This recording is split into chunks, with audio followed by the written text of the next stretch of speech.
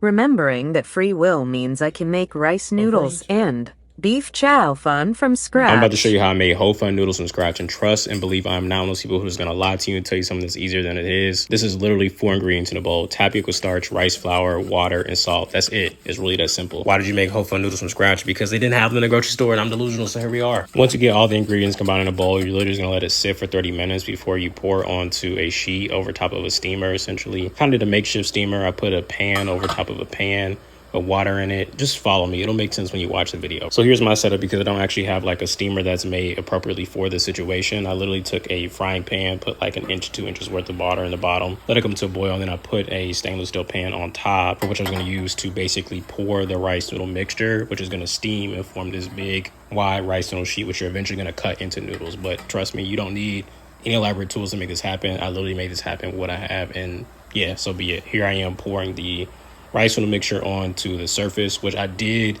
coat with a layer of oil. I would recommend you take like a brush and a little bit of oil and kind of paint that onto the bottom of the pan, and that'll just help with releasing it once you move on to the next step, which is essentially like kind of shocking the noodles in a cold bath to be able to release it from the pan. Trust me when I tell you, do not need to fill the pan edge to edge with the rice noodle mixture, because it will expand. You can also tilt the pan so that it's more even. Of course, your stove may not be level, so your noodles won't be exactly flat.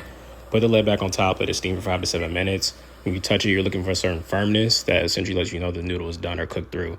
And then you're going to shock it in an ice bath, peel it off, make sure to spread a little bit more oil on top. Once you get that removed from the pan, you should get something that looks a little bit like this, very pliable, like a rice noodle, of course. Cut it, score it, store it for later, whatever you see fit. Drop a comment down below if you want to see a part 2 to see how I fried these rice noodles up to make beef chow fun. Until next time, peace.